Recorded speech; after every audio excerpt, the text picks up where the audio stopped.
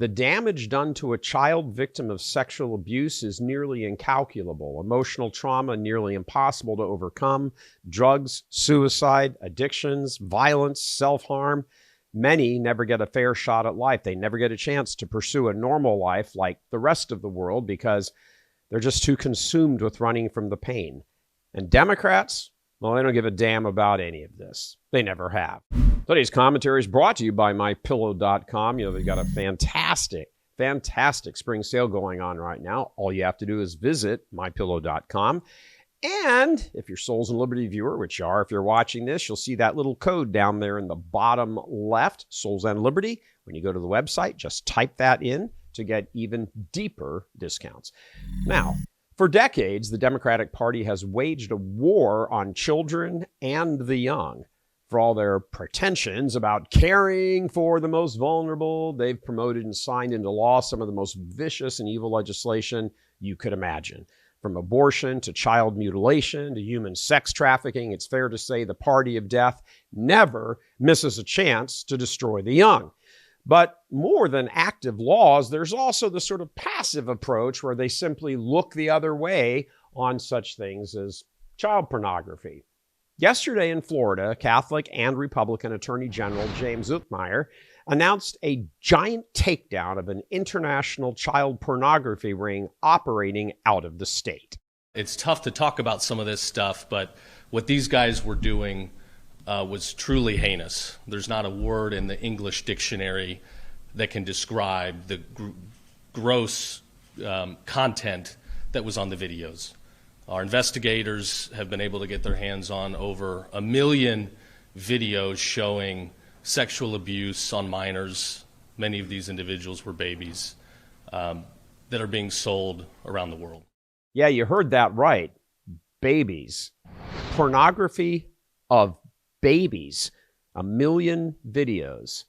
The damage done to a child victim of sexual abuse is nearly incalculable. Emotional trauma nearly impossible to overcome. Drugs, suicide, addictions, violence, self-harm. Many never get a fair shot at life. They never get a chance to pursue a normal life like the rest of the world because they're just too consumed with running from the pain. And Democrats, well, they don't give a damn about any of this. They never have.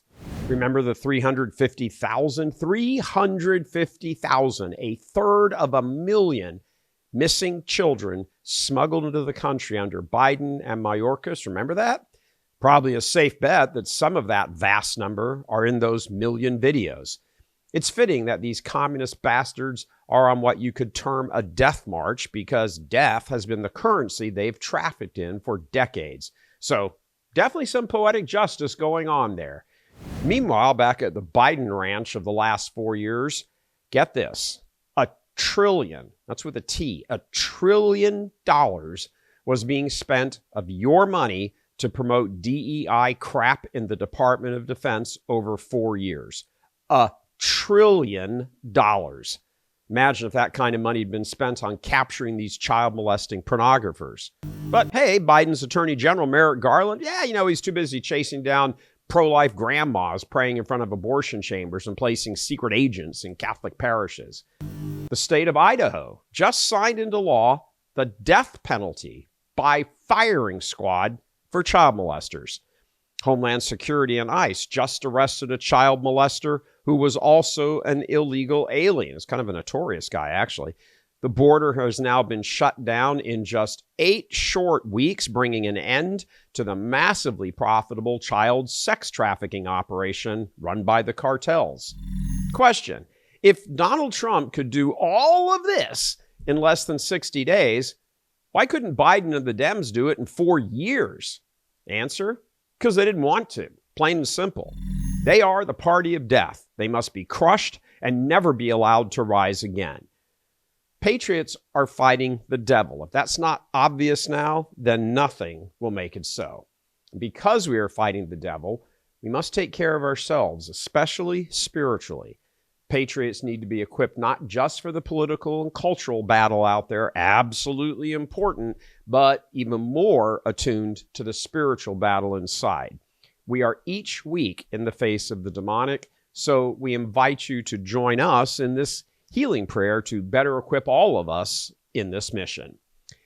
Praise to you, O Christ, for the victory of your glorious cross. Through the power of your death and resurrection, be our champion over the evil that afflicts us, the sickness of our bodies, the errors of our minds, the confusion of our feelings, the guilt of our consciences, the brokenness of our relationships, and the weakness of our faith.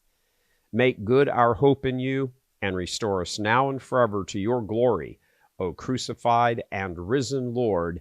Amen. Thank you for joining us today. I'm Gary Michael Vors, coming in from Houston, Texas. Yeehaw! God love you.